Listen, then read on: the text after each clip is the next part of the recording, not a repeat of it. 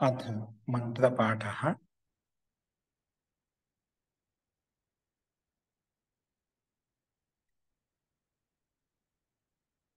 ॐ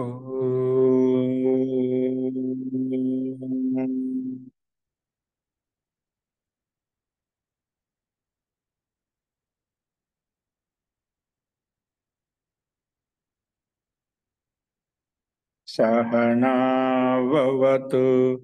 सहनौ भुनक्तु सह वीर्यं करवावहै तेजस्विनावधीतमस्तु मा विद्विषावहै। ॐ शान्ति शान्ति शान्तिः।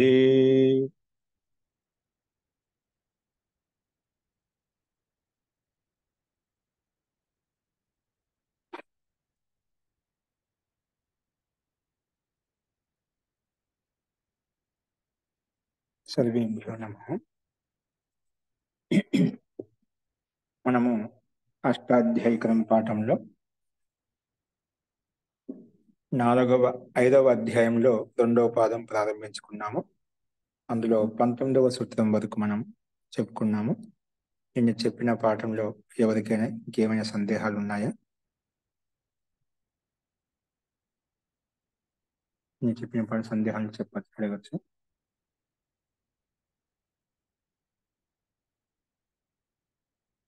అస్తు. ప్రకృతి మనుషరామః.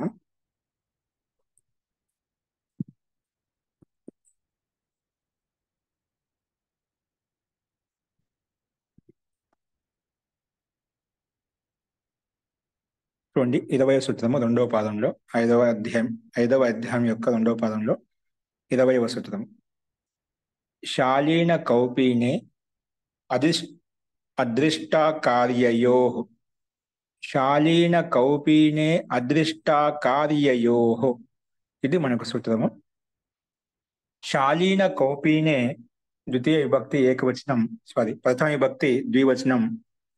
అదృష్టాకార్యయోః సప్తమి విభక్తి ద్వివచనం. సమాసం వచ్చేసి ముందుగా ఉభయత్ర ద్వంద్వ సమాసః, అంటే శాలీనశ్చ కౌపీనశ్చ ఇది శాలీన కౌపీనౌ ఇతరేతర యోగ ద్వంద్వ సమాసం. అలాగే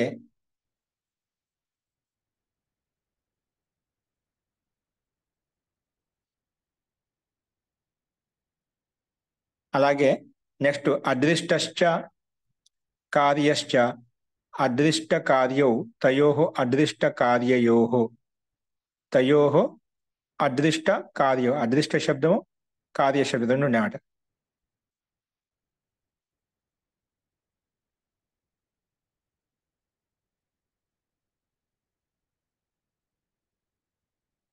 అదృష్టశ్చ అకార్యశ్చ రెండు నేతృత్వం. అదృష్టశ్చ అకార్యశ్చ అదృష్ట అకార్యో తయోః అదృష్ట అకార్యయోః. ఇది ఇది ద్వంద్వ సమాసమే. అస్తు. అనువృత్తి వచ్చేసి ఖై తద్ధితాః జ్ఞా ప్రాతిపదికాత్ ప్రత్యయః పరశ్చ, ఇవన్నీ అనువృత్తి వస్తున్నాయి. అర్థః శాలీన కౌపీన ఇత్యేతౌ శబ్దౌ నిపాత్యేతే. ఈ రెండు శబ్దాలు నిపాతం చేయబడతాయంట. అంటే ఇక్కడ నిపాతం అంటే మనకి ఎక్కడ ఏ రకంగా ప్రత్యయం కావాలో, ఎక్కడ లోపం కావాలో ఆ రకంగా చేసుకుంటాం అనమాట. నిపాత్యతే ఎలాగ నిపాతం చేయబడతాయంటే యథాసంఖ్యం అదృష్ట అకార్య యోర్ వాచ్యయో. క్రమంగా శాలిన అనే పదము అదృష్టార్థంలో, కౌపిన అనే పదము అకార్యార్థంలో ఈ రెండు శబ్దాలు నిపాతం ద్వారా రూపసిద్ధి చెప్పబడుతున్నాయి. అంటే ఈ రూపసిద్ధులు తయారవుతాయి. ఇక్కడ శాలా ప్రవేశన కూపావతార ఆభ్యాం శబ్దాభ్యాం ఖై ప్రత్యయః. ఆభ్యాం శబ్దాభ్యాం ఖై ప్రత్యయః ఉత్తరపదలోపశ్చ నిపాత్యతే. ఉత్తరపదలోపశ్చ నిపాత్యతే అంటే ఇక్కడ శాలా ప్రవేశన కూపావతార ఆభ్యాం శబ్దాభ్యాం క్రమంగా కూపావతార శబ్దం చేత మనకు శాలా ప్రవేశన ఈ రెండు శబ్దాల చేత, అందుకే శాలా ప్రవేశన కూపావతార ఆభ్యాం శబ్దాభ్యాం ఈ రెండు శబ్దముల చేత ఖై ప్రత్యయం తీసుకొచ్చినప్పుడు అలా ఖై ప్రత్యయంతో పాటు ఉత్తర పద లోపశ్చ నిపాత్యతే, ఉత్తర పదం లోపిస్తుందన్నమాట. ఇక్కడ మనకు ఉత్తర పదం ఎక్కడుందంటే ఇప్పుడు శాలా ప్రవేశన, శాలా పూర్వ పదం, ప్రవేశన ఉత్తర పదం. రెండవది ఏంటి? కూపావతార, కూప పూర్వ పదం, అవతార ద్వితీయ పదం అంటే రెండవ పదం అంటే ఉత్తర పదం. ఆ ఉత్తర పదానికి లోపం అవుతుందంట. అంటే ఎప్పుడైతే శాలా ప్రవేశన కూపావతార ఈ రెండు శబ్దముల చేత ఖై ప్రత్యయం తీసుకొస్తామో, ఎప్పుడు ఖై ప్రత్యయం పక్కన వస్తుందో వెంటనే అక్కడ ఉత్తర పదం కూడా లోపిస్తుంది. అంటే ప్రవేశన శబ్దము, అవతార శబ్దం ఈ రెండు శబ్దాలు లోపిస్తాయి, అంటే కనిపించకుండా వెళ్ళిపోతాయి. అప్పుడు ఏం మిగులుతుంది? శాలా ఖై, కూప ఖై ఇలా మిగులుతాయి అన్నమాట. సో ఖై ప్రత్యయం కంటే ముందు లోపం చేసుకునే ఖా మిగులుతుంది. ఖా స్థానంలో ఆయ నీ నీ యహ ప్రకారంగా ఈన ఆదేశం వస్తుంది. సో శాలా ఈన, కూప ఈన, తర్వాత ఎస్ ఏదిచ్చే లోపం చేసుకుంటే కూపాలో పకారంలో ఉండే ఆకారం లోపిస్తుంది, శాలాలో ఉండే ఆకారం కూడా లోపిస్తుంది. అప్పుడు షాల్ ఈన, శాలీన, కూప్ ఈన, కూపీన, కూపీన. ఇక్కడ కూపీనలో మాత్రం ఆదేశకు రిద్ది చేసుకుంటాం, ఖై ప్రత్యయం కదా. తో కు అనేది కౌగా మారిపోతుంది, కౌపీన అలా వచ్చేసింది అన్నమాట. కౌపీన మనకేంటి శబ్దాలు? శాలీన, కౌపీన తయారు కావాలి. తర్వాత సు తెచ్చుకొని రుక్త విసర్గం చేసుకుంటే శాలీన, కౌపీన అలా రూపాలు మనకు సిద్ధిస్తాయి అన్నమాట. అందుకే ఇక్కడ కింద కూడా ఉదాహరణ అదే విధంగా ఇచ్చారు. శాలా ప్రవేశనం అర్హతి శాలీనో భీరు, కూపావతారం అర్హతి కౌపీనం పాపం. వీటికి అర్థాలు ఏమి ఇచ్చారంటే, జో దృష్ట్ నహి వహ్ అదృష్ట్. జో దృష్ట్ నహి అంటే జో చూడబడలేదు దాన్ని అదృష్ట అంటాం. దృష్టం అంటే చూడబడింది, అదృష్టం అంటే చూడబడనిది. అర్థాత్ బీరు ఇక్కడ దృష్టు అంటే దృష్ట శబ్దం, అదృష్ట శబ్దం కాదు. జో దృష్ట్ నహి హే వతుధా, దృష్ట్ నహి అదృష్ట అర్థాత్ భీరు. దృష్ట శబ్దం భీరు అర్థం వస్తుంది. జో భీరు నయ్యే అతని అదృష్ట అంటే భయపడేవాడు కాదు. అంటే డరుపోకు అంటే భయపడేవాడు, భయం కలిగిన వాడు. భీరు జో కర్ణయోగ్య నా హో, అక్కడ భీరు అయిపోయింది. భీరు శబ్దం అదృష్ట అంటే భీరు అర్థం శబ్దం చెప్పబడింది. అలాగే జో కర్ణయోగ్య నా హో అకార్య. ఇప్పుడు కార్యం అంటే మంచి పని, కార్యం ఏదైనా కావచ్చు. అకార్యం అంటే చేయకూడనిది, అది మంచి పని కాదు. దాన్ని అకార్యం, ఎందుకు అకార్యం చేస్తున్నావు అంటే పని లేని పని చేస్తున్నావు అంటుంటాం. అకార్యం అంటే ఇక్కడ పాపం చేస్తున్నావు, చేయకూడని పని చేస్తున్నావు అంటే పాపం చేస్తున్నావు అంట. సో ఇక్కడ పాప శబ్దం అకార్యం అంటే ఏదో మనం చేయకూడదు, అకార్యం ఇది చేయకూడదు అంటే ఏదో పాపంతో యుక్తమైనది, అసత్యం, అన్యం, అధర్మంతో యుక్తమైనది, పాపంతో సంబంధమైంది అన్నమాట. అందుకే అకార్యం అంటే ఇక్కడ పాపం తీసుకున్నాం. ఏ యథాక్రమసే వాచ్య హోతో, ఇవి యథాక్రమంగా ఉంటే అప్పుడు మనకు ఖై ప్రత్యయం ఉత్తర పద లోపం సిద్ధిస్తాయి అన్నమాట. ఆ ఉత్తర పద లోపం మనకు నిపాతం ద్వారా చేసుకుంటాం. शालीन शब्द में शाला प्रवेशना शब्द से खई प्रत्यय तथा उत्तर पद का लोप निपातन से है. उत्तर पद का लोप निपातन చేత చూశామట. శాలా ప్రవేశన శబ్దం చేత ఖై ప్రత్యయం వస్తుంది, తథా ఉత్తర పద ప్రవేశనిక లోపు నిపాతనం చేత చేసుకుంటామట. అందుకే ఇక్కడ शाला प्रवेशන शब्द से खै प्रत्यय तथा उत्तर पद का लोप निपातन से है.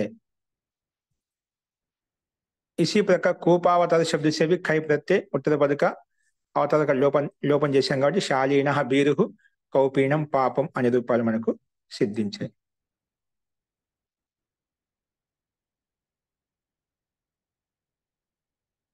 ఇప్పుడు మనకేంది సంపూర్ణ వాక్యం బట్టి ఇక్కడ కౌపీనం పాపం అనే పదానికి అర్థం వస్తుంది. కౌపీనం పాపం అంటే చేయకూడని పనిని కౌపీనం పాపం చెప్పాం.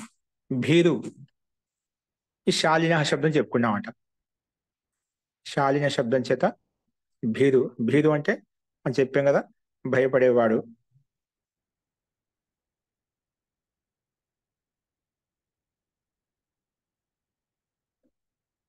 ఇక్కడ అర్థం ఏదో భీరు శబ్దానికి ఇంకో అర్థం ఉండొచ్చు అని చెప్పి అనుకుంటున్నాను. మరి అక్కడ మీకు దగ్గర ఉన్న వచ్చిన దాంట్లో ఉండొచ్చు. అస్తు ఓకే అండి. నెక్స్ట్ చూడండి, వ్రాతేన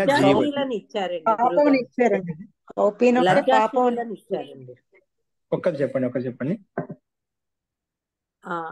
బీరు దానికి శాలీన అంటే లజ్జాశీలని ఇచ్చారండి. లజ్జాశీల అంటే అంటే సిగ్గుపడేవాడు, సిగ్గుపడతాడు అంటే ఎక్కడ సిగ్గుపడడం అంటే శరమింద అంటే అది. సిగ్గుపడడం అంటే ఏంటి, ఒక నిందార్థం వస్తుంది, ఒక సిగ్గుపడడం అంటే అది వేరే విషయంలో. ఆడపిల్లి సిగ్గుపడుతుంటారు, కొంత మగపిల్లి లజ్జాశీల సంకోచపడేవాడు లజ్జా స్వభావం, బయటకు వెళ్ళడం. సంకోచ స్వభావం, సంకోచ సిగ్గుపడే స్వభావం. స్వభావం ఇతనికి. సంకోచపడుతుంది. ఇక్కడ వీరి శబ్దం అర్హ ఈ కూప పతన ఇది వచ్చింది చూడండి. అక్కడ పతనము అంటే ఆ పాప కార్యాలు చేసి నరకంలో పడతారు చూడండి, ఆ అర్థంలో పతనం అంటే కింద పడటం, కింద పడితే అంటే వాడు పతనం చెందుతున్నాడు అంటే అవినీతి చెందుతున్నాడు, పాపం చేస్తున్నాడు అవినీతి చెందుతాడు అనమాట. పాపకృత్యం అదైతే మనకు స్పష్టంగా తీసుకోవచ్చు, ఇబ్బంది లేదు. అదే ఇక్కడ ఇచ్చే అదే బీది శబ్దానికి మొత్తానికి అర్థం ఏంటి ఇచ్చారంటే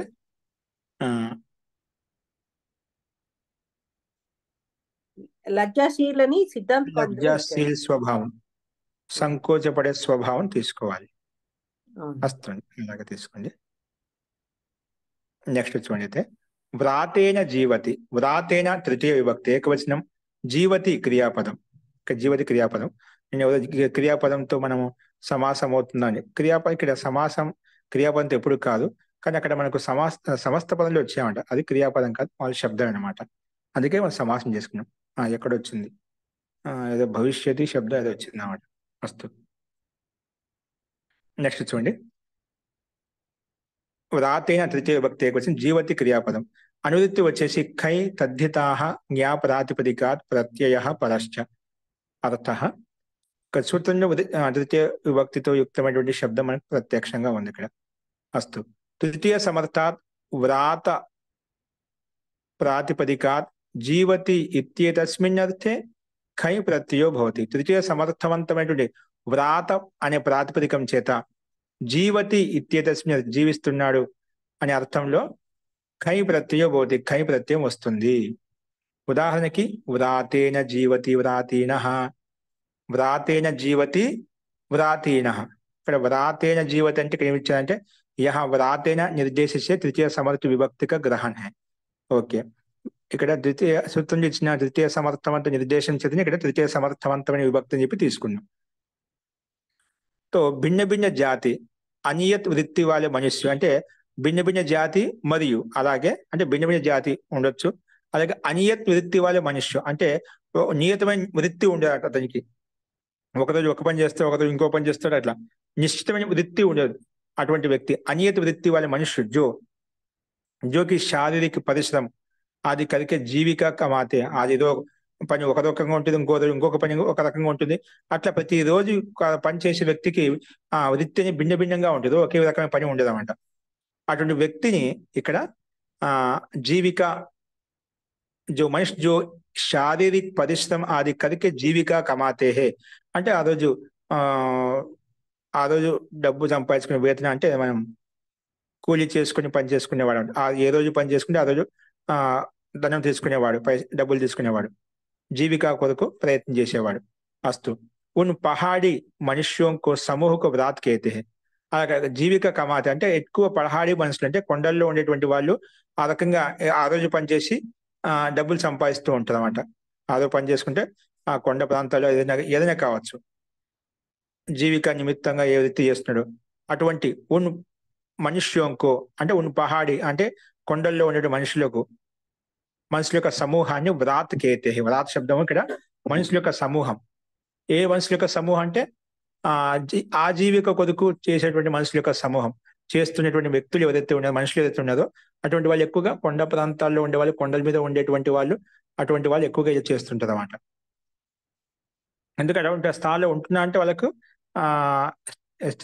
స్థిరమైనటువంటి సంపత్తి ఐశ్వర్యం లేదు కాబట్టి ఎక్కువ అటువంటి వాళ్ళు అలా అక్కడ ఉంటారు. కొందరు జన్మజాతంగానే కూడా అక్కడ ఉండొచ్చు, అలాగే పెరుగుతూ ఉండొచ్చు. కొంతమంది సామాన్యం కూడా అలా కూడా వెళ్తుంటది అన్నమాట.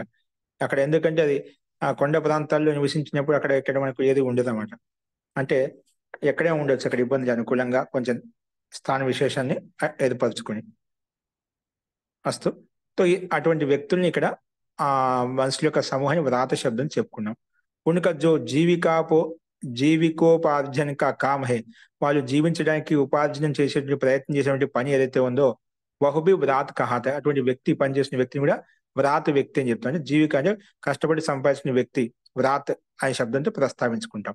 వ్రాతం అంటే వ్రతం కాకుండా అంటే ప్రతి నిత్యం ఏదో కర్మ ద్వారా డబ్బు సంపాదించుకొని బతికేటువంటి వ్యక్తి, అటువంటి వ్యక్తిని వ్రాత్ అని చెప్పి చెప్పుకుంటాం. ఉస్ వ్రాత కర్మకు కరికే జో జీతే, అటువంటి నిత్య కర్మను చేసి ప్రతిరోజు కూలి పని చేసుకొని జీవిస్తున్నారో అటువంటి వ్యక్తిని వ్రాతీన కహేంగే. అటువంటి వ్యక్తిని వ్రాతీన శబ్దం చెప్పుకుంటాం.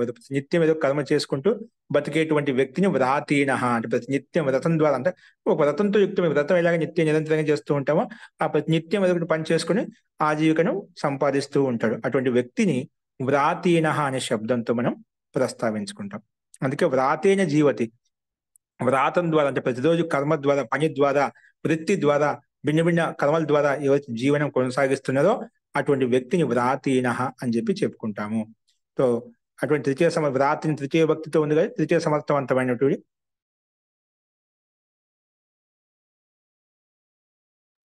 మనకు తృతీయ కాబట్టి తృతీయ అంటే కరణం, సాధనం. అంటే మనకు నిత్యం సాధనం ద్వారా వాళ్ళు ఆజీవికను పొందుతున్నారు కాబట్టి ఇక్కడ తృతీయ భక్తి తీసుకున్నాం సామర్థ్యం చేత. అందుకే ఇక్కడ వ్రాత ట అని చెప్పి తృతీయ సమర్థం వ్రాత ప్రాతిపదికం చేత మనం వ్రత ప్రాతిపదికం చేత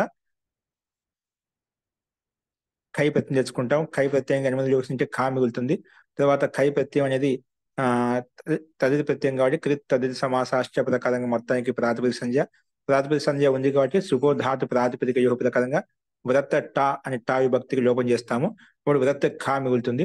ఆ ఖా స్థానంలో అంగాధికారానికి వెళ్ళి ఆయ నీయి నీ యహ అనే సూత్రం ప్రకారంగా ఖా స్థానంలో ఈయన ఆదేశం వస్తుంది.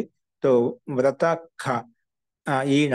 ఇప్పుడు కై ప్రత్యయాన్ని నిమిత్తం చేసుకుని ఆదేశకు దిద్ది చేసుకుంటే వ్రాత ఈయన. తర్వాత ఎస్య దిశ లోపం చేసుకుంటే వ్రాత తాలో ఉండే ఆకారం లోపిస్తుంది. అప్పుడు వ్రాత్ ఈయన కలిపితే వ్రాతీన.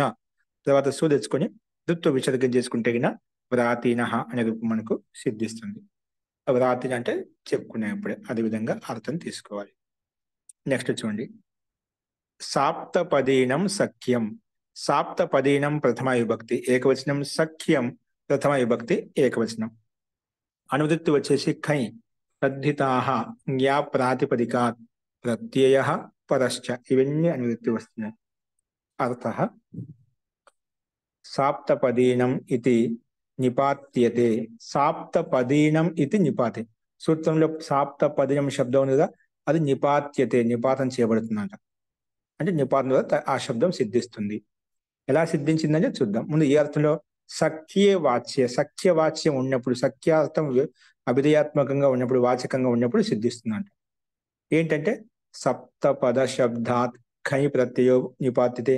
సప్తపద శబ్దం చేత ఖై ప్రత్యయం నిపాతం చేయబడుతుంది. ఏంటి? సప్తపద శబ్దం చేత ఖై ప్రత్యయం నిపాతం చేయబడుతుంది.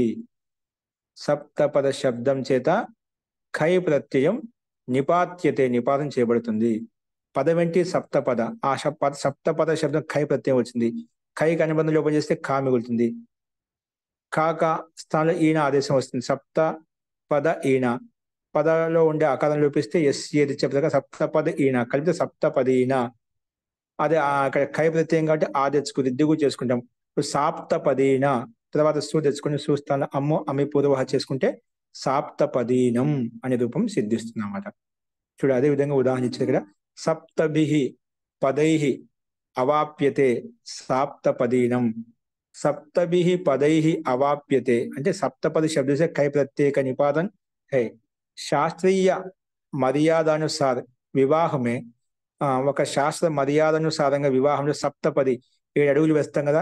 సప్తపది క్రియాసే మిత్రభావ్ కి ప్రాప్తి కీ గై హే. ఈ 7 అడుగులు వేస్తే ఎందుకు వేస్తామంటే వివాహ బంధనంలో వాళ్ళ మిత్రతా భావం ఎప్పుడు కలిగి ఉండాలని 7 అడుగులు వేస్తామన్నమాట. మిత్రతా భావకి ప్రాప్తి కీ గై హే. అక్కడ మిత్రత ఏర్పడాలి పరస్పరం ఒకరికొకరు అని చెప్పి 7 అడుగులు వేసి వాళ్ళు పరస్పరం ఒకటే అవుతారు అనమాట. ఆ అర్థంలో ఇక్కడ అది శాస్త్ర మర్యాద, శాస్త్ర యొక్క విధి విధానానుసారంగా అది ప్రక్రియ క్రియ అనుష్ఠానం ఏదైతే ఉందో అందుకే సప్తభిః పాదైః అవాప్యతే. ఎవరు కలుసుకుంటారో ఒకటే అవుతారో అటువంటి వ్యక్తులను సాప్తపదీనం, అటువంటి క్రియను సాప్తపదీనం అంటామంట. సఖ్యం జనాః సాప్తపదీనం ఆहुः. सख्यम जना उसी प्रकार थोड़ी देर सहवास से जो मित्रता हो वह సాప్తపదిని కహాతి. అలాగే కొంచెం సేపు పరిచయంలోనే ఒకరి యొక్క గుణకర్మ స్వభావం సమానంగా ఉన్నాయనుకోండి, కొంత పరిచయంలోనే మనకు ఒక మిత్రత్వం ఏర్పడుతుంది అన్నమాట. అటువంటి వ్యక్తులను కూడా ఇక్కడ సాప్తపది అని చెప్పుకోవచ్చు అంట. ఉసి ప్రకార్ తోడి దేర్కి సహవాస్యే జో మిత్రతా హో ఓహ్ సాప్తపదిని కహాతి హే. కొంచెం దూరం అలా పరస్పరం మాట్లాడుకునేసరికి ఒకరిలో ఉండే ఒకరి గుణాలు మాట్లాడుకుని ఒక మిత్రత మైత్రి ఏర్పడుతుంది అన్నమాట. అలా ఒక మిత్రత్వం దృఢంగా గట్టిగా ఏర్పడుతుంది. ఇది ఎక్కువగా ట్రైన్లో వెళ్ళేటప్పుడు, బస్సులో వెళ్ళేటప్పుడు, ఎక్కడ మార్గంలో వెళ్ళేటప్పుడు పరిచయాలు ఏర్పడుతుంటామట. అది పరస్పరం గుణకర్మ స్వభావాలు ఎక్కువ సమానంగా ఉన్నాయనుకోండి, వాళ్ళ మాటలతో ఒక మిత్రత ఏర్పడుతున్నాం. స్నేహం చేత, ప్రేమ చేత, వారి ఒకరి పలకరింపు చేత తెలియకుండా ఒక ఆత్మీయత ఏర్పడుతున్నాం. ఎప్పుడైతే సమాన గుణకర్మ స్వభావాలు ఒకటిగా ఉంటాయో, ఎందుకంటే సమాన భావేషు సఖ్యత.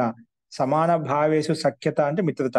సమాన భావాలు ఎక్కడైతే ఉంటాయో, ఇద్దరిలో ఉంటాయో, అక్కడ అయస్కాంతం లేక సమాన గుణ కర్మ స్వభావాలు స్వాభావికంగా, సహజంగా, సరళంగా ఆకర్షింపబడతా అండి.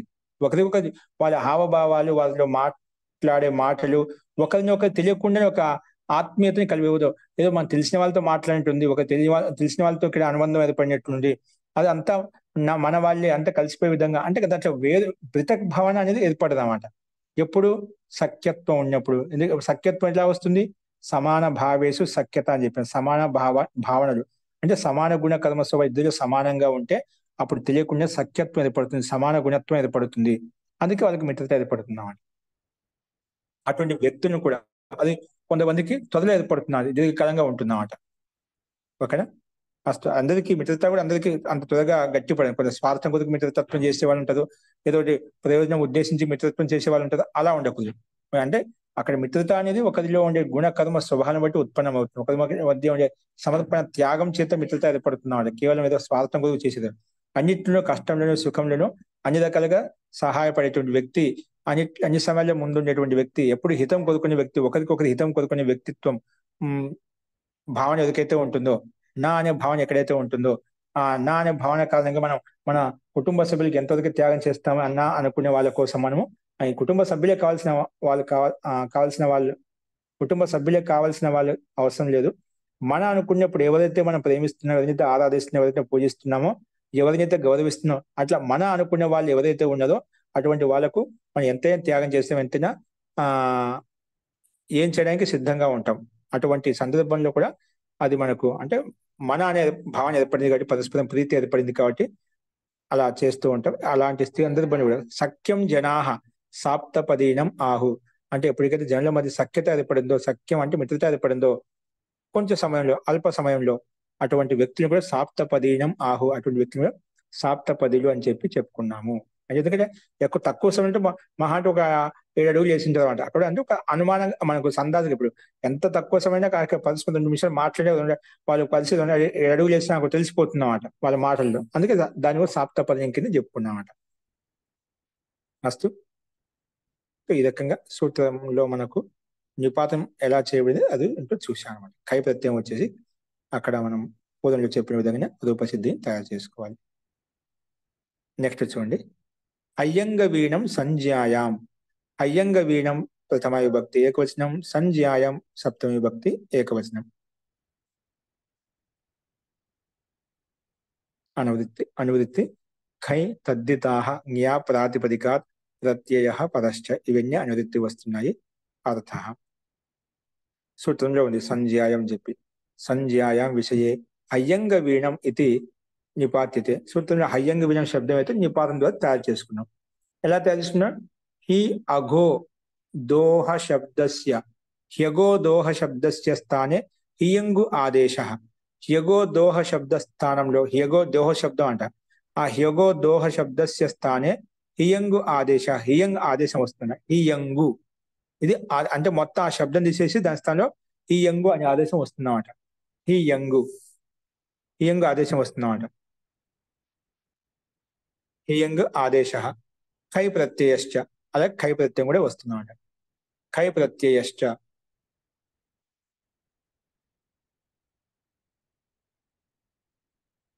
తస్య వికారే అర్థే, ఖై ప్రత్యయశ్చ తస్య వికారే అర్థే నిపాత్యతే.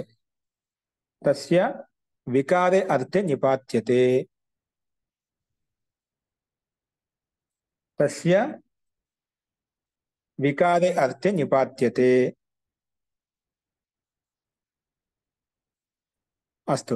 హియంగ ఆదేశ కై ప్రత్యశ్చ, కై ప్రత్యయం వస్తుంది, తస్య వికారే అర్థ నిపాత్య. అది ఏ అర్థం? ఇప్పుడు ప్రత్యయం వచ్చిన ఖచ్చితంగా ఏదో ఒక అర్థం ఉండదు కదా.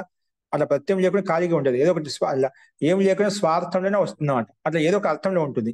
ఏ అర్థంలో వచ్చిందంటే కై ప్రత్యయం నిపాతం ద్వారా వచ్చినా, ఎలాగ వచ్చినా కూడా ఏ అర్థంలో వచ్చిందంటే వికార అర్థంలో, వికృతి అర్థంలో నిపాతనం చేయబడింది. అందుకే అదేవిధంగా హ్యగోదోహస్య, హ్యోగోదోహస్య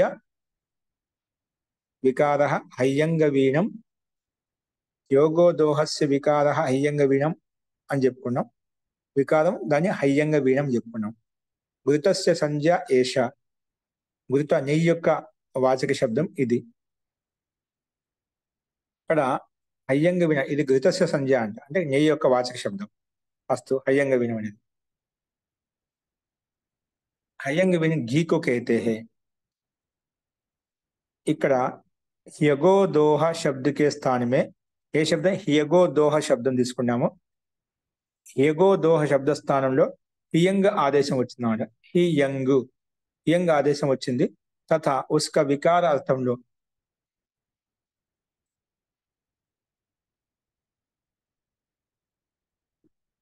వికారార్థంలో అంటే వికృతి అర్థంలో మనం కై ప్రత్యయం నిపాతం ద్వారా తెచ్చుకున్నాం. సూత్రం అంటే ఏం లేదు, కానీ నిపాతం ద్వారా కై ప్రత్యయం తెచ్చుకున్నాం. హ్యగోదోహక అర్థ ఏంటంటే ఆ నిపాతంలో కై ప్రత్యయం తెచ్చుకుంటే ఏమొచ్చింది? కై స్థానంలో కై ప్రత్యయంతో పాటు ఏంది? హియంగ ఆదేశం కూడా వస్తున్నాయి. హియంగు ఖై, హియంగు ఖ, ఖా స్థానంలో ఈణ, హియంగు ఈణ, ఓర్ గుణ హియంగో ఈణ, ఏచోయ వాయావహ అవ ఆదేశం. హియంగో కదా వస్తున్న అవు వచ్చింది. హియంగ్ ఔ ఈణ కలిపితే హియంగ వీణ. తర్వాత కై ప్రత్యయం కదా, ఆదేశకు వృద్ధి చేసుకుంటే హి అనేది ఐగా మారిపోతుంది. హయ్యంగ వీణ అలా వస్తుంది అన్నమాట. తర్వాత సు తెచ్చుకుంటాము. సుస్థానంలో అతోం ప్రకారం అమ్మ వస్తుంది. అమ్ముస్థానంలో అమి పూర్వ ప్రకారం కలుపుకుంటే అయ్యంగ వీణం అనే రూపం మనకు సిద్ధిస్తుంది. ఈ రకంగా మనం అర్థం చేసుకోవాలి.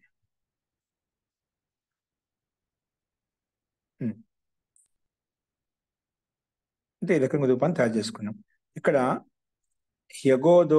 హ్యోగోదోహ అంటే ఏమిటంటే కల్కా జో దుహా దూద్, కల్కా జో దుహా దూద్ అంటే నిన్న ఏ పాలని పిండామో ఆ పాలు, నిన్న పిండినటువంటి పాలు. కల్కా జో దుహా दूध, उसी कल के दुहे दूध को जमा कर मट्टा बिलोकर मक्खन निकाल कर घी बनाना संभव है. अतः हय्यंग वीण घी को कहते हैं. అంటే నిన్న చూసుకున్న పాలని మనం తోడుపెట్టేసి దాన్ని పెరుగు చేసి, పెరుగును చిలికి మజ్జిగ చేసి, మజ్జిగ నుంచి దాన్ని మక్కనం తీసి మిగడ తీసి ఆ మిగడని మళ్ళీ వేడి చేసి నెయ్యి తయారు చేస్తామంట. అలా చేయడం ఘీ బనానా అలా చేయడమే ఆ ఘీ ఉత్పన్నం కావడం, ఘీ రావడం సంభవిస్తున్నామంట. అలా తయారైనటువంటి నెయ్యినే అయ్యంగ వీణ అనే శబ్దంతో ప్రస్తావించు. ఆ నెయ్యికే అయ్యంగ వీణ, ఇలా ప్రక్రియ ప్రకారంగా ఏది తయారు చేస్తుందని అయ్యంగ వీణ శబ్దం చెప్పుకుంటామంట. అయ్యంగ వీణ శబ్దం అనగానే ఆ అయ్యంగ ఎలా అయ్యంగ వీణ అంటే నెయ్యి ఎలా ఉత్పన్నం అవుతుంటే ఇలాగ పాలతోటి దాన్ని వేడి చేసి మళ్ళీ దాన్ని తోడు పెట్టి దాన్ని పెరుగు తయారు చేసి పెరుగు నుంచి మళ్ళీ చిలికి అలా చేస్తాం. మిగడ తీసి దాన్ని వేడి చేసి ఈ రకంగా వచ్చే ప్రక్రియ విధి విధానాన్ని హయ్యంగ వీణ శబ్దంతో మనం అర్థం చేసుకోవాలి. హయ్యంగ వీణ డైరెక్ట్ నెయ్యి కావాలి, ఆ నెయ్యి ఎలా వచ్చిన ప్రక్రియ మొత్తం కూడా మనకు కనిపించాలన్నమాట. దాన్ని హయ్యంగ వీణ శబ్దంతో ప్రస్తావించుకుంటామంట. ఇక్కడ మనము పరమాత్మ చింతనం అంటాం. ఇప్పుడు ఏంటండి భూతం పంచభూతాలు అంటున్నాం. పంచభూతాల మీద ఎలా మనం దృష్టి పెట్టి ధ్యానం చేయాలి. సూర్యుడు అంటున్నాం, సూర్యుని ఎలా దృష్టి పెట్టి ధ్యానం చేయాలి. చంద్రుడు అంటున్నాం, అలాగే భూమి అంటున్నాం, అగ్ని అంటున్నాం, వాయువు అంటున్నాము. పంచభూతాల పేర్లు చెప్పుకుంటున్నాం, అలా ఇంద్రియాల పేర్లు చెప్పుకుంటాం, ఏదో ఒక తత్వం పేరు చెప్పుకుంటున్నాం. అలా దీని మీద ఏం చింతన చేయాలి? కళ్ళు మూసుకుంటే ఏం వస్తుంది అంటే ప్రక్రియ, అంటే ఏ తత్వం ఎందులో ఉంది, బ్రహ్మాండంలో పదార్థమా, పిండంలో పదార్థమా, ఆ పిండంలో ఉండే పదార్థం అయితే ప్రాణశక్తి ఎలా పనిచేస్తుంది, ప్రాణం వల్ల ఎటువంటి ఉపకారం జరుగుతుంది, ప్రాణం లేకపోతే ఎలా ఉండగలుగుతాం లేవా, అలా దాన్ని ఒక్కో దాన్ని మెట్టు దిగులుకుంటూ విచారించవచ్చు. సామాన్య విషయాలు ఆలోచించినా లోపలికి వెళ్ళిపోతామంట. బ్రహ్మాసురుడు ఉన్నారు, సూర్యుడి వల్ల ఎంత ఉపకారం జరుగుతుంది, సూర్యుడి వల్ల ఏ ప్రాణులు జీవిస్తున్నారు, సూర్యుని వల్ల ఎటువంటి ప్రక్రియ మార్పులు వస్తున్నాయి, సూర్యుడు లేకపోతే ఎటువంటి స్థితి ఉంటుంది, అలా సూర్యుడి గురించి ఆలోచించడం అనమాట. అలా చేస్తూ ఉంటే ప్రక్రియ మూల తత్వం వరకు వెళ్ళినా కూడా ఆ పరమాత్మ తత్వం వరకు వెళ్ళిపోతాం. ఇప్పుడు మనకు నెయ్యి ఎలా వచ్చింది, నెయ్యి ఒక తెలుసు ద్రవ్యం. ఆ నెయ్యి అనేది ఎలా వచ్చింది, దానికంటే ముందు స్థితి మిగడ ఉంటుంది. మిగడ బాగా వేడి చేశాం. ఆ వేడి చేయడానికి ముందు మిగడ ఎక్కడ చూసింది, పెరుగు నుంచి వచ్చింది. దాన్ని బాగా మంథనం చేశాం. ఆ పెరుగు ఎక్కడి నుంచి వచ్చింది, పాలు తోడబెట్టి వచ్చింది. ఆ పాలు ఎక్కడి నుంచి వచ్చి, ఆవు నుంచి వచ్చి, ఆవు ఎక్కడి నుంచి ఉత్పన్నమైతే ఆ కర్మానుష్ఠానంగా భగవంతుడు సృష్టించినటువంటి ఆ పరమాత్మ ద్వారా ఉత్పన్నమైన ఆవు, పశువు విశేషం ద్వారా ఉత్పన్నమయ్యి వాటన్నిటికీ జన్మ ఇచ్చే దాత ఎవరయ్య అంటే ఆ పరమాత్మ. ఆ పరమాత్మ ఎటువంటి వాడే అంటే ఆ విశేషమైన శక్తి సంపడు. అలాగా ఒక తత్వం జస్ట్ మీకు ఉదాహరణ కోసం అలా చెప్పాను. అలా ఏది పట్టుకున్నా ఏదో ఒక కొన ఉంటుంది, ఒక మూలం ఉంటుంది, ఒక ఆధారం ఉంటుంది అన్నమాట. ప్రతి వస్తువు సంసారంలో ఉత్పన్నమైందంటే ఏదైనా మన సూత్రానికి ఇప్పుడు మనం ఏది సూత్రం చెప్పుకుంటే ప్రతిదానికి కారణపూర్వకంగా ఉంది. ఏదో మనకు ఏది పడితే శబ్దం చెప్పుకుంటూ పడదు. ప్రతి శబ్దం, ప్రతి ఉదాహరణ, ప్రతి అర్థము అది ఒక సైంటిఫిక్ రీజనింగ్ గా ఉంది, కారణయుక్తంగా ఉంది. ఏ కారణం లేకుండా ఏ పని చేయలేం. ప్రతిదీ కూడా కారణయుక్తంగా ఉంటున్నాడు. అందుకే మనం మహాభారతం చూస్తుంటాడు. ఏది పట్టుకుంటే పెద్దానికి కారణం. ద్రౌపది పంచాలి ఎందుకు అంటున్నాం, పంచమ 5 మందికి భార్య ఎందుకు అంటున్నాం అంటే భార్య కాదు, ఒకరికే భార్య అయినప్పటికీ అలాంటి లోకంలో ప్రసిద్ధి ఏర్పడింది పాంచాలి అంటే. దానికి కారణం ఏంటంటే కృష్ణుడి ఇట్లా నువ్వు 5 గుణాలు ఉన్నటువంటి ఇప్పుడు 5 మంది పంచపాండవులు ఏ గుణాలు అయితే ఉన్నా అలా 5 గుణములు కలిగినట్టు నాకు భర్త కావాలని కోరుకున్నావు. అలాగే అది నోటి వాక్యం చేత అలా అత్తగారి నుంచి కుంతి నుంచి అలాగా ముఖం నుంచి, ఎందుకంటే అప్పుడు అమ్మ వాక్ అంటే అది ఇంకా దాంట్లో తిరిగి ఉండవంట. అటువంటి ఆ వాక్ శక్తి వాళ్ళకు ఉండేది. ఎందుకంటే వాళ్ళు ధర్మబద్ధంగా న్యాయబద్ధంగా ఉండేవాళ్ళు కాబట్టి అంత పవర్, అంత శక్తి ఉండేవాట పతివ్రత స్త్రీలకు. అందుకే ఏదో అంటుంటారు, పతివ్రత స్త్రీ మట్టుకుంటూ కాలిపోతావు అంటుంటాడు. అంటే నిజంగా వాస్తవిక అంత పవర్ ఉండేది. అలాగే ఆ ధృతరాష్ట్రం యొక్క భార్య పేరు ఏం పేరు, గాంధారి. ఓకేనా. ఆ గాంధారికి కూడా ఆయనకి ఎంత శక్తి అంటే భర్త కళ్ళు లేవని చెప్పి కళ్ళు గంతులు కట్టేసుకున్నాడు భార్య వివాహంతో. ఆ ముందు ఎవరి కోసమో వివాహం ఆడటానికి వస్తే ఆ అక్కడ ఒక కథ ఉందన్నమాట. అప్పుడు ఎవరు చేసుకోకుంటే ఇప్పుడు పాండు గురించి వచ్చేస్తే పాండు చేసుకోవచ్చుదా గంధని ఇక్కడ ఎందుకు అంటే ఏదో సందర్భం వస్తే అయినా పద కళ్ళు లేవని చెప్పి నువ్వు ఎందుకు అంటున్నాను, నేను కళ్ళు లేకపోతే నేను అతనే చేసుకుంటాను అంటే ఒక వ్యక్తి పట్ల ఒక ప్రేమానుభావం కూడా ఉండేదన్నమాట. ఏది పడితే అట్లని కాదు, అంత త్యాగమయ తపోమయమైనటువంటి జీవనాన్ని జీవించేవాళ్ళు. అంటే వాళ్ళలో ప్రతిదీ కూడా ఒక న్యాయంగా ధర్మబద్ధంగా ఆలోచించేవాళ్ళు అనమాట. అట్లా దాంట్లో వేరుగా చూసుకునే, దీంట్లో ఏదో లోపం చూసేవాళ్ళు కదా. వ్యక్తే ఉన్నాడంటే దాంట్లో ఆత్మతత్వాన్ని చూసేవాళ్ళు. ఆత్మ అన్నిట్లో స్వరూపంతో యుక్తమైనది, ఆత్మ ఎప్పుడు శుద్ధ బుద్ధముక్తమైనటువంటిది, అందరూ ఆత్మవత్ వ్యవహారం చేసేవాళ్ళని. అది కళ్ళు లేకుండా ఆయన చేసుకుంటుంది, జీవితాంతం అతనితో తోడుగా ఉంటుంది అన్నమాట. అప్పుడు ఆమె తన కొడుకు ఏంటో దుర్యోధనికి శక్తివంతం చేయాలి, బలవంతం చేయాలని చెప్పి ఒక్కసారి కళ్ళు తెస్తున్నామంట. అది మనం చూస్తామంట. నీ శరీరం అంతా కఠోరంగా వజ్రంగా కావాలంటే ఒకసారి చిన్నపిల్లలాగా ఎలా ఉండేవాడు అలాగే నువ్వు అలా విధంగా నా ముందు కనిపించు అంటేనా అలాగే కనిపించే ప్రయత్నం చేస్తామంటే వజ్రం లాగా. అంటే అంత శక్తి కళ్ళల్లో, ఆ ఊర్జ అంత పవర్ ఉంటున్నామండి. అంటే దాంట్లో ఒక తెలియని తత్వం ఏర్పడుతుందా అంటే అతనికి ఆ శక్తి, ఆ బుద్ధి ఏర్పడుతుంది. అది ఏంటి ఎలాగనేది మనం కొంచెంగా సూక్ష్మంగా అర్థం చేస్తే దానికి సిద్ధి ఎలా ఏర్పడుతుంది అనేది తెలుస్తుంది. కానీ అంత పవర్ అనేది ప్రతివర్త స్త్రీలకు వాళ్ళకి ఎందుకు ధర్మబద్ధంగా న్యాయబద్ధంగా ఉండాలి. లేశ మాత్రం మనసులో వికృతి వికారం ఉత్పన్న కదా, అంత నిష్ఠగా ఉంటామండి. కాబట్టి అంత శక్తి ఉండదు. ఇక్కడ మనకు ఈ సందర్భంలో ఏదో మనం ఏదైనా ఒక విషయం మీద పట్టుకున్నాం అంటే అలా లోపలికి ఆలోచిస్తూ పోతే ఒక తత్వం వైపు వెళ్తాము. అలాగే మన సాధన ఉపాసన చేసుకుంటూ ఉండాలి. అది ఎందుకు ఎలా ఏమింటే ప్రారంభం అలా ఉంటుందండి. చేస్తే సూర్యుని విషయంలో చెప్తే ఉపకారం, చంద్రుని విషయంలో ఉపకారం, అగ్ని వల్ల ఎంతో ఉపకారం అవుతుంది, వాయువు వల్ల ఎంతో ఉపకారం అవుతుంది, ప్రాణాలకు ఎలా తిరుగుతుంది, ఆ వాయువు లేకపోతే ఎలా ఉంటుంది, ఏ విధంగా ఉంటుంది. అలా ఒక్కో తత్వం మీద వెళ్ళుకుంటూ వెళ్ళినా అనుకోండి నిజంగా అంత పైకి వెళ్ళిపోతాం. అది నిదానంగా చేయంగా ఆలోచించగా అనేక ఆలోచనలు ఉత్పన్నమవుతాయి, తెలియకుండా ఉత్పన్నమవుతాయి. రీల్ ఒకసారి స్టార్ట్ అయిందని నువ్వు వద్దనే ఆగావన్నమాట. అంత ప్రత్యుత్పన్న మతి ప్రతి ఒక్కరిలో ఉంటుందని. అది తెలియకుండా ఒకదాని తర్వాత ఒకటి ఆటోమేటిక్ వస్తూ ఉంటాయి. అంత శక్తి మనలో దాగి ఉంది, అంత జ్ఞానం మనలో దాగి ఉందా. ఎక్కడి నుంచి వస్తున్నాయి, ఏ విధంగా వస్తున్నాయి, కోశం నుంచి ఉత్పన్నం అవుతున్నాయి అంటే మన బుద్ధి రూపి కోశం నుంచి అవన్నీ ఒకదాని తర్వాత ఒకటి తెలియకుండానే మనకు మాటల్లో రూపంలో వస్తున్నాయి, అభివ్యక్తం అవుతుంటాయి. అప్పుడప్పటికి ఆలోచన నీకు రికవర్ చేసుకుంటూ ఉంటున్నామంట. అంత శక్తి, అంత ఊర్జ వస్తుంది. కాబట్టి దాంట్లో ఆ నైపుణ్యం, ఆ శక్తి, ఆ సమస్య సంపాదించుకునే సహజంగా వచ్చేస్తుంటామంట.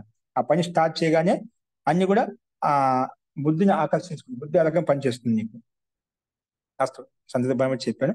అది ఒక గరిటె నెయ్యి తీసుకొని దాని మూలతత్వం ఎక్కడి నుంచి వచ్చిందో ఇక్కడ హయ్యంగా వినం అనగానే ఈ ప్రక్రియ ద్వారా మొత్తం తయారైన పద్ధతి విధి విధానం అయితే ఉందో దాన్ని హయ్యంగా వినం అంటాము అని చెప్పి అర్థం చేసుకోవాలి. అస్తు అందుకే మనం ఏ కర్మ చేసినా ఏది కర్మ చిన్నది పెద్దది కాదు, కర్మ అన్ని కర్మలే, కానీ మన బుద్ధి బట్టి బట్టి సామర్థ్యం బట్టి ఉంటాయి. అస్తు నెక్స్ట్ చూడండి. తస్య పాకమూలే పీల్వాది కర్ణాదిభ్యః కుణబ్జాహచౌ కర్ణాదిభ్యః కుణబ్జాహచౌ తస్య పాకమూలే పీల్వాది కర్ణాదిభ్యః కుణబ్జాహచౌ. పదవిభాగం వచ్చేసి తస్య షష్ఠీ విభక్తి ఏకవచనం, పాకమూలే సప్తమి విభక్తి ఏకవచనం, పీల్వాది కర్ణాదిభ్యః పంచమి విభక్తి బహువచనం, కుణబ్జాహచౌ ప్రథమ విభక్తి ద్వివచనం. సమాసం వచ్చేసి పాకశ్చ, సూత్రం నుండి పదాన్ని విడగొట్టుకుంటాం. పాకశ్చ మూలం చ పాకమూలం తస్మిన్ పాకమూలే, ఇది సమాహార ద్వంద్వ సమాసం. మరి పీలువాది కర్ణాదిభ్య దాన్ని ఓపెన్ చేస్తున్నాం.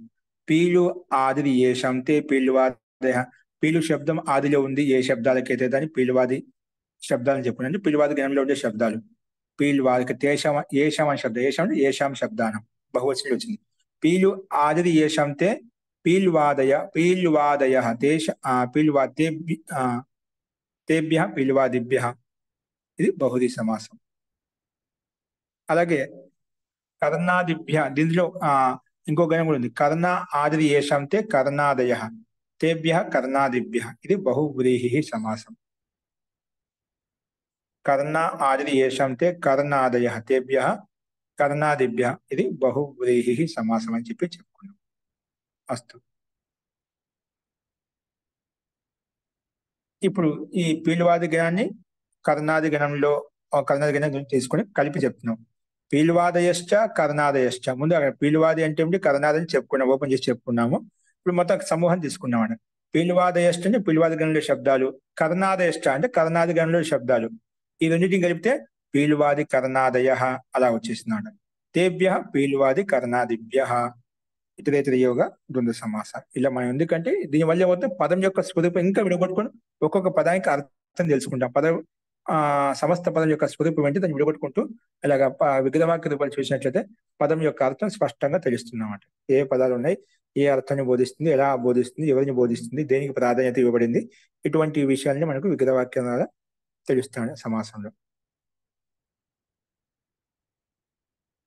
ఇది ఇతరేతర యోగ ద్వంద్వ సమాసం చెప్పుకున్నాం.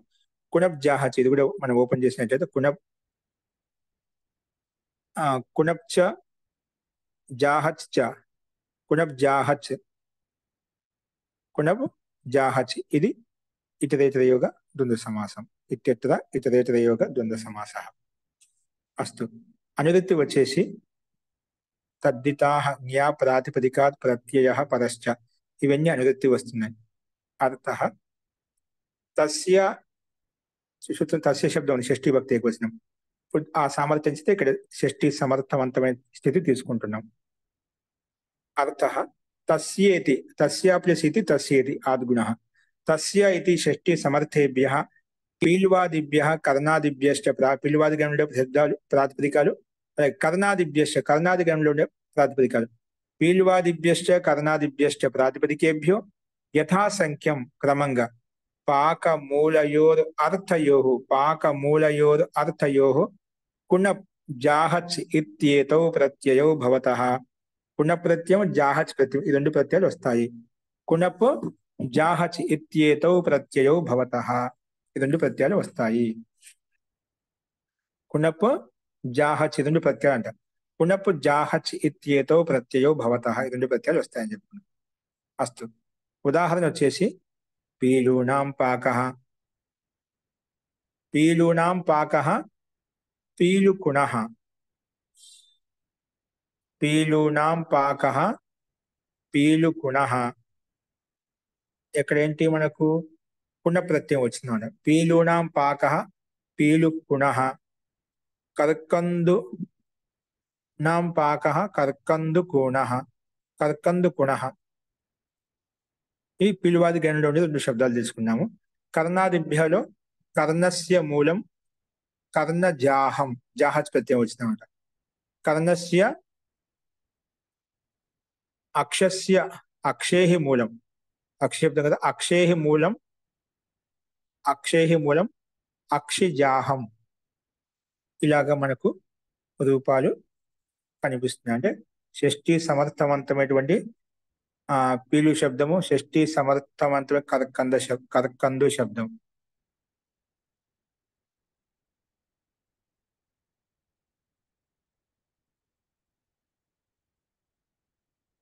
కర్కందు శబ్దం.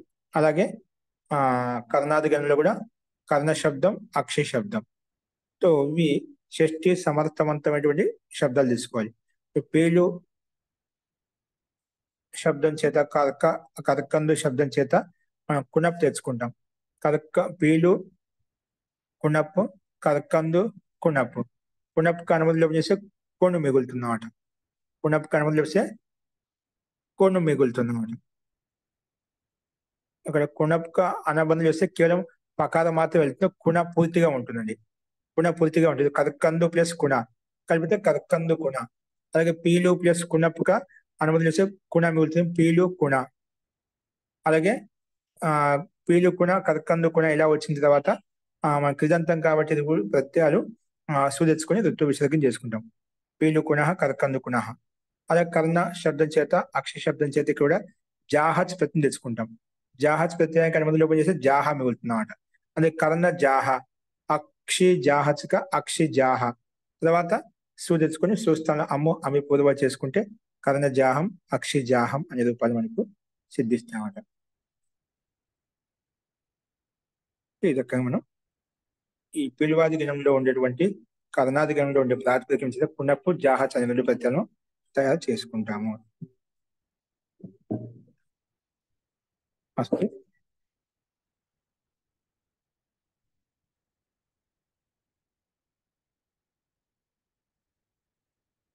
పీలు ఫలోంక పకన. పీలు అంటే పీలు ఒక ఫల విశేషం అంటే పండు విశేషము. పీలు ఫలోంక పకన అంటే మాగటం, మాగుతాయంటే కదా పండ్లు, దాన్ని పీలు ఫలోంక పకన, పీలు కుణహ అని చెప్పుకుంటాం. కర్కందు కుణ, బేదొంక పక్కన. బేద అంటే రేగి పండ్లు అంటాం కదా, ఇప్పుడు ఈ మోసంలో ఎక్కువగా వస్తుంటాయి.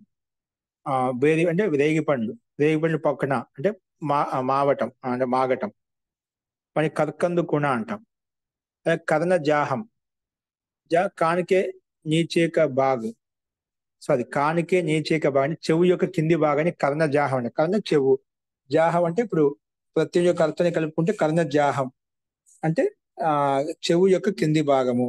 అక్షి జాహం, आंख का नासिका की ओर का मूल भाग. आंख का नासिका की ओर, नासिका की ओर का मूल भाग. आंख का नासिका की ओर का मूल भाग అక్షిజాహం అంటాం. ఆంక్ కా కళ్ళకు, కళ్ళ యొక్క నాసికాకి ఓర్ మూల భాగం. కనుబొమ్మల మహోదయ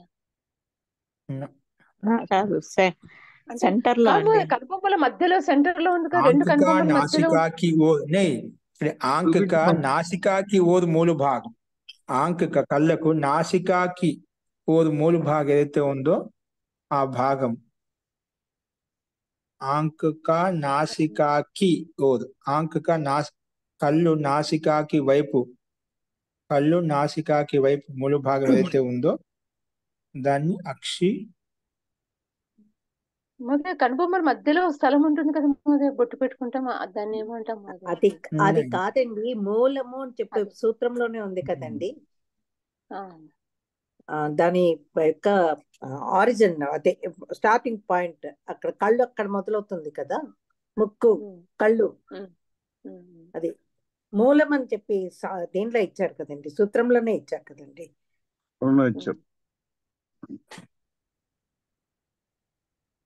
అంటే పాక అనే అర్థంలో కన్వర్జ్, ఈ మూలము అనే అర్థంలో ఆ అర్థంలో ఏంటి ప్రత్యయం ఏంటి, జాహత్. పీలువాది గణంలో అన్ని చెట్లు ఉన్నాయండి. పీలు, కర్కందు, షమి, ఓకే కరీరా. అండి, అక్కడ ఇబ్బంది లేదు. కణాది గణంలో అన్ని అవయవాలు ఉన్నాయండి. కర్ణ, అక్షి, నఖ, కేశ, పాద, అదే గుల్ఫ, అవయ భాగాలే అంటే మనం ఏ భాగం అంటే మూల భాగం తీసుకుంటే నాసికాకి మూల భాగం, నాసిక ఎక్కడ స్టార్ట్ అవుతుందో అది తీసుకుంటే పై భాగం తీసుకుంటాం, లోపలి భాగం తీసుకుంటాం. ఇక్కడ అటు వైపు అంటున్నామాట. అందుకే ఇప్పుడు ఆంఖక నాసిక, కళ్ళకు నాసికాకి వైపు, కళ్ళు నాసికాకి వైపు మూల భాగం అంటే కళ్ళు కిందికి వెళ్ళి చూసినప్పుడు నాసికాక కళ్ళకు నాసిక వైపు చూసిన మూల భాగం కనిపిస్తుంది. కనిపిస్తుంది అంటే కిందన మన కింది భాగం కొంచెం నుదుటి భాగానికి ముక్కు ఎక్కడ స్టార్ట్ అవుతుందో కింది నుంచి గడ్డలాగా మధ్యలో ఉంటుంది. అక్కడే కొంత కింద బొట్టు పెట్టుకుంటుందో కొంచెం పైన బొట్టు కింది భాగం అది మూల భాగం అక్కడి నుంచి స్టార్ట్ అవుతుంది. దాన్ని అది తీసుకోవచ్చు లేదా అంతర్ముఖంగా తీసుకోవచ్చు. ఎందుకంటే ముఖ్యంగా ముక్కు యొక్క స్వరం అక్కడి నుంచి స్టార్ట్ అవుతుంది, అది తీసుకోవచ్చు. మీరంతా చెప్పినట్టుగా నుదుటి భాగానికి మధ్య భాగం అయితే ఉందో నాగమణి గారు చెప్పినట్టు మిగతా వాళ్ళు వీళ్ళు చెప్పినట్టుగా ఇంకెవరో అది తీసుకోవచ్చు అండి. ఓకేనా? అంటే అటువైపు చూస్తున్నాం అంటే కళ్ళ వైపు చూస్తున్నాం అంటే అది తీసుకుంటాం అండి. మస్తు మస్తు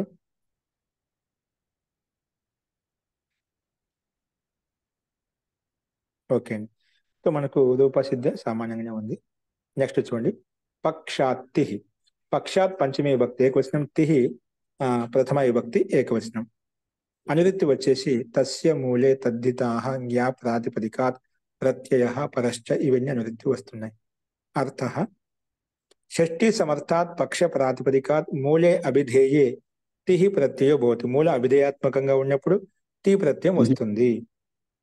షష్ఠీ సమర్థవంతమైన పక్ష ప్రాతిపదిక, పక్ష అనే ప్రాతిపదిక తీసుకున్నాం. పక్ష ప్రాతిపదిక మూలే అభిధేయం, మూల అభిధేయాత్మకంగా ఉన్నప్పుడు అంటే గమ్యమానంగా ఉన్నప్పుడు తిహి ప్రత్యయం వస్తుంది. సూత్రంలో పక్షాత్ తిహి, పక్ష అనే ప్రాతిపదికం చేత తి ప్రత్యయం వస్తుంది. సూత్రమే మనకి చెప్తుందన్నమాట. పక్షాత్ తిహి, పక్ష ప్రాతిపదికం చేత తి ప్రత్యయం వస్తుంది. కానీ ఏ అర్థంలో వస్తుందంటే మూల అభిధేయాత్మకంగా, మూలం అనేది అభిధేయాత్మకంగా ఉంటుంది. అప్పుడు షష్ఠీ సమర్థవంతమైనటువంటి ప్రాతిపదికం చేత మనకు తిహి ప్రత్యయం వస్తుంది. అందుకే పక్షస్య మూలం పక్షతి ప్రతిపత్, పక్షతి పక్షస్య మూలం, పక్ష స్టార్టింగ్ మూల ప్రతిపత్ అంటే ప్రతిపద అంట కదా, అది తీసుకోవచ్చు. ప్రత్యేక పక్షికి పహిలి తిథి అంటే ప్రతి పక్షానికి శుక్లపక్షమైన కృష్ణపక్షన ప్రతి పక్షానికి మూల తిథి అంటే ఎక్కడి నుంచి స్టార్ట్ అవుతుందో మనకు అది తీసుకోవాలంటే ప్రతిపద అంటే పాడ్యమి అంటాం. దాన్ని మనం ఇక్కడ మూలం తీసుకుంటాం, అక్కడ స్టార్ట్ అవుతుంది. కాబట్టి శుక్లపక్షం ఏ పక్షమైనా కూడా ఆ పక్షానికి మొదటి తిథి ఏదైతే ఉందో దాన్ని ఇక్కడ పక్షతి అని చెప్పుకున్నాం. పక్షతి అంటే పక్షానికి మొదటి తిథి అని పక్షతి అంటాం. సో పక్ష ప్రాతిపదికం చేత మనకు తి ప్రత్యయం తెచ్చుకుంటాం కాబట్టి పక్ష ప్లస్ తి, తర్వాత సు తెచ్చుకుని ఋత్వ విసర్గం చేసుకుంటేనే పక్షతి అనేది మనకు వైకంగా సిద్ధిస్తుంది. इस सूत्र में ऊपर से मूले की अनुवृत्ति आती है, पाके की नहीं. इस सूत्र में मूल, ఈ సూత్రంలోకి కేవలం మూల అనే ప్రాతిపదికానికి మాత్రమే అనువృత్తి వస్తుంది. పాక్య పదానికి అనువృత్తి రాదు. ఇక్కడ మనకు వస్తుంది కానీ ఇక్కడ తీసుకోలేదు, అది ఇక్కడ సంకేతించబడింది. నెక్స్ట్ చూడండి, తేన వృత్తి చుంచు చుంచు చనపౌ. తేన విత్త చుంచు చనపౌ. తేన తృతీయ విభక్తి ఏకవచనం, విత్త ప్రథమ విభక్తి ఏకవచనం, చుయి చుప్ చనపౌ, చుయి చుప్ చనపౌ ఇది ప్రథమ విభక్తి ద్వివచనం. చూడండి అన్ని ఒకే దాంట్లో తీసుకున్నాం, ఒకే పదంగా తీసుకున్నాం. సమాసం వచ్చేసి చుయిచ చుప్చ చనపుచ చుయి చుప్ చనపౌ, ఇది ఇతరేతర యోగ ద్వంద్వ సమాసం. అనువృత్తి వచ్చేసి చుయి చుప్చ చనప్చ, రెండు పదాలే అండి, మూడు పదాలు లేవు ఇక్కడ. చుయి చుప్ ఇదంతా ఒక పదము, చనప ఇది ఒక పదము అంటే ఒక ప్రత్యయం. తో చుయి చుప్ చ చనపశ్చ, ఇది చుయి చుప్ చనపౌ, ఇది ఇతరేతర యోగ ద్వంద్వ సమాసం. అస్తు. ఇప్పుడు అర్థం గమనించండి. సామాన్యంగా అనువృత్తి పదాలు వచ్చేసి తద్ధితాః జ్ఞా ప్రాతిపదికాత్ ప్రత్యయః పరశ్చ, ఇవి మాత్రమే వస్తున్నాయి. అర్థః తృతీయ సమర్థాత్ ప్రాతిపదికాత్ విత్త ఇతి ఏతస్మిన్ అర్థే. విత్త అనే అర్థంలో చుయి చుప్పు చెనప్ ఇత్యేతో ప్రత్యయో భవత. ఈ రెండు ప్రత్యయాలు వస్తాయి. చుయి చుప్పు చెనప్ ఇత్యేతో ప్రత్యయో భవత. ఈ రెండు ప్రత్యయాలు వస్తాయి. ఉదాహరణకి విద్యా విద్యయా విద్యయా విత్త, విద్యా చుంచు, విద్యాచన, విద్యాచన, విద్యా చుంచు, విద్యాచన. చుంచు ప్రత్యయం వస్తుంది, చన ప్రత్యయం వస్తుంది అని చెప్పాం కదా. అందుకే విద్యయా విత్త. విత్తార్థంలో విత్త అంటే ఇక్కడ మనం విద్యాకే ద్వారా జ్ఞాతకు. విత్ అంటే తెలిసినవాడు. విద్యాకే ద్వారా జ్ఞాత పురుషు. విద్యాచన కేశ చుంచు, కేశ విన్యాస జాత పురుషు. అంటే దేని ద్వారా మనం ఆ వ్యక్తిని గుర్తించగలుగుతున్నాము. విద్య ద్వారా ఆ వ్యక్తిని గుర్తిస్తున్నాము. అంటే విద్యాకేత జ్ఞాత పురుషు, అతని యొక్క విద్యను బట్టి విద్వత్తుని బట్టి అతను గుర్తిస్తున్నాము. కేశ చుంచు, అతని కేశాలను బట్టి అతని వ్యక్తిని గుర్తిస్తున్నాము.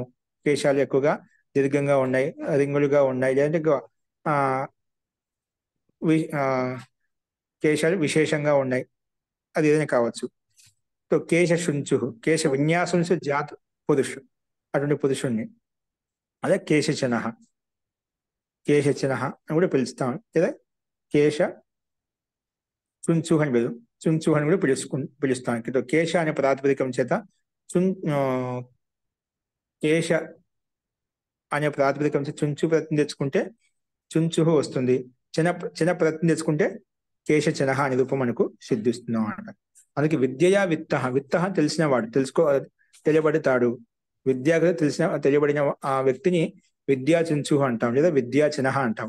కేశై విత్త, కేశం ద్వారా గుర్తించబడిన వ్యక్తిని, తెలియబడినటువంటి వ్యక్తిని కేశ చుంచు లేదా కేశచన అని చెప్పి పిలుచుకుంటాము. ఆ కేశం ద్వారా ఆ వ్యక్తి గుర్తించబడతాడు, తెలియబడతాడు. సో ఇక్కడ మనకు చుయి చుప్ ప్రత్యయము, చన ప్రత్యయము. చుయి చుప్ ప్రత్యయానికి అనుమతి లోపం చేస్తే పకారానికి హలంత్యం, తస్య లోప, ఆదర్శనం లోప అయిపోతుంది. అవి చుంచు మిగులుతున్నాం. చుంచు ప్రత్యయం. చన ప్రత్యయానికి అనుమతి లోపం చేస్తే చన మిగులుతున్నాం అన్నమాట. అవి ఇక్కడ ప్రాతిపదికంతో కలిపాం. ఏ ప్రాతిపదికం అంటే విద్య అనే ఇక్కడ విద్య అనే ప్రాతిపదికం చేత సూత్రంలో మనకి ఏంటి వచ్చిందంటే తృతీయ సమర్థం అంటే ప్రాతిపదికాత్ అన్నాము. తృతీయ సమర్థం అంటే ప్రాతిపదికం, అది ఏదైనా కావచ్చు.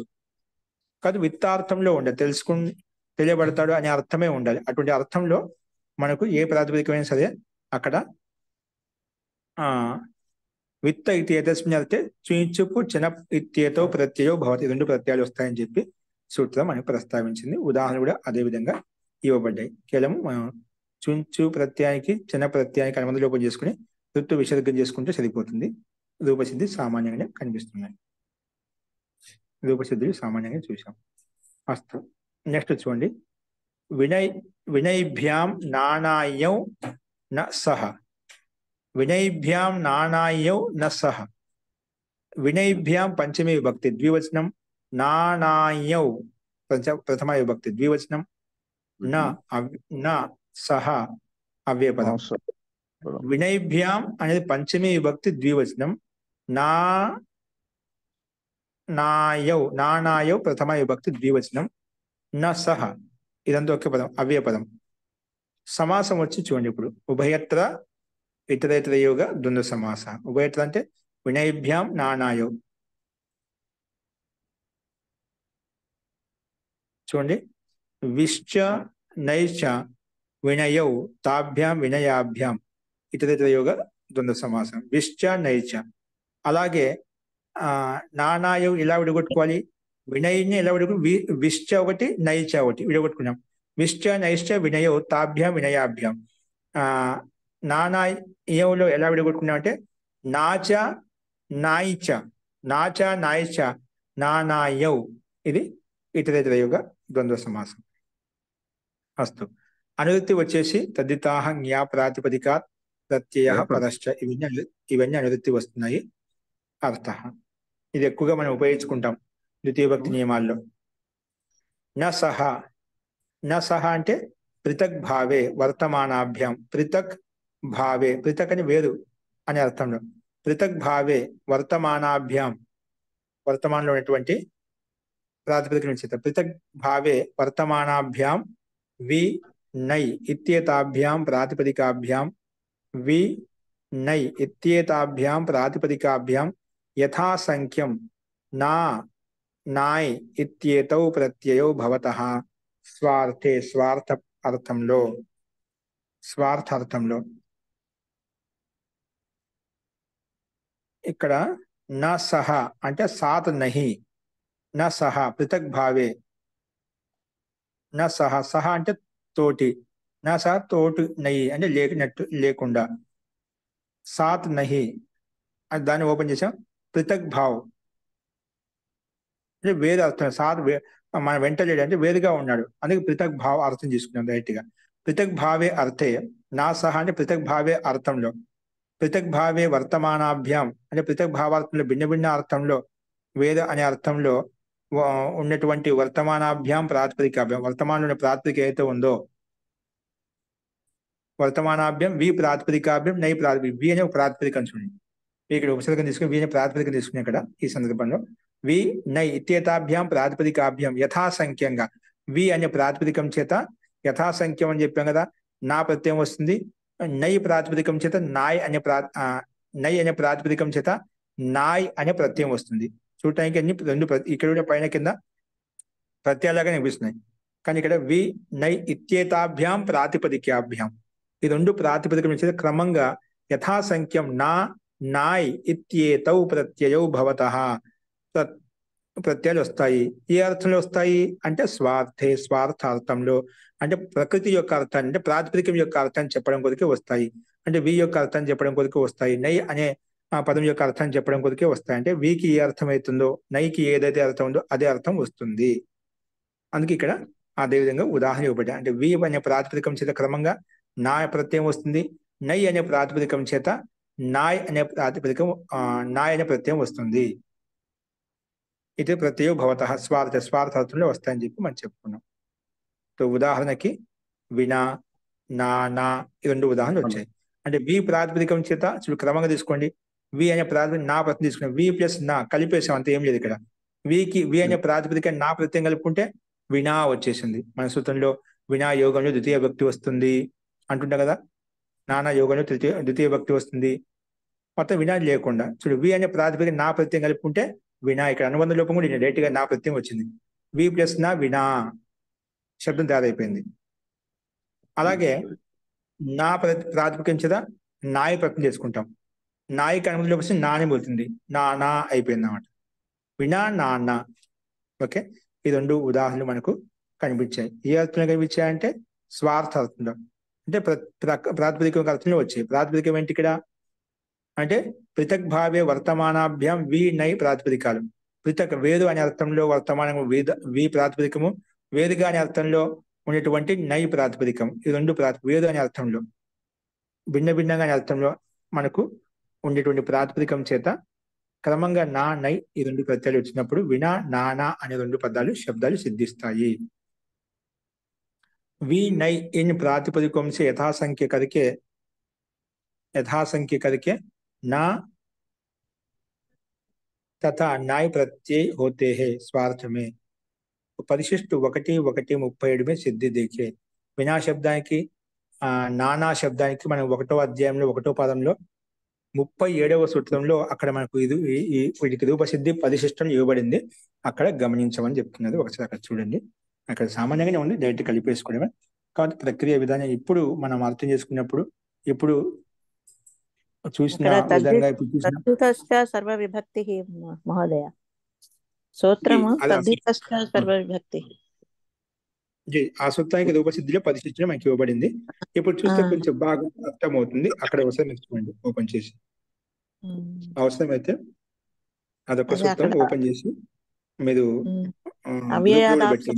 పరిశిష్టం కూడా గ్రూపులో పెట్టచ్చు తీసి. ఓకే, తెలియని వాళ్ళు పుస్తకాలు లేని వాళ్ళు కూడా చూసుకుంటారు అనమాట. అస్తు వరలక్ష్మి గారు ఏదో చెప్తున్నారు. అవ్యయాదాప్సుపహ వస్తుంది అక్కడ. తద్దితశ్చ సర్వ విభక్తిలో అవ్యయ సంజ్ఞ వస్తుంది, ఆ అవ్యయాదాప్సుపహ ప్రకారంగా సులోపం అయిపోతుంది, అప్పుడు వినా ఒకటే మిగులుతుంది. అవ్యయ సంజ్ఞ ఉంది కాబట్టి ఆ సుకి అవియా దాప్ సుపహ ప్రకారం సు లోపల సిద్ధిస్తుంది. జీవం అది ముఖ్యమైన అంశం. ఓకే అండి, అందుకే అది చూడండి. రెండు అవ్యయ సంజ్ఞ వచ్చింది కాబట్టి అవ్యానికి పక్కలో సు అనే విభక్తులు లోపించబడ్డాయి. ఓకే, అస్తు. ఈ రకంగా మనం 27వ సూక్తం వరకు చెప్పుకున్నాము. నెక్స్ట్ సూక్తాలు ఏంటో అది చూద్దామండి. అస్తు, ఏమైనా సందేహాలు కూడా తర్వాత చూద్దాం. శాంతి పాట.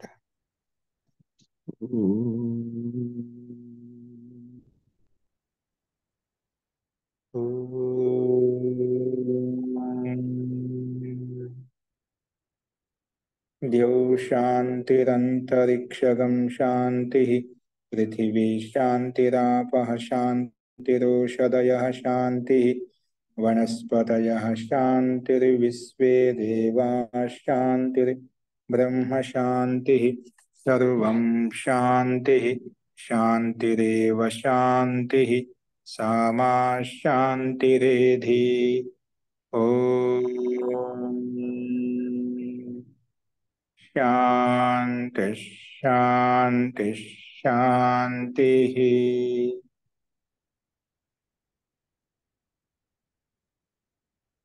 सर्वेभ्यो नमः। అందరికీ నమస్కారం అండి.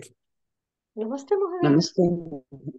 నమస్తే ఆచార్య, ధన్యవాదాలు. నమస్కారం ఆచార్య, ధన్యవాదాలు. ధన్యవాదాలు. सर्वेभ्यो నమస్తే ఆచార్య.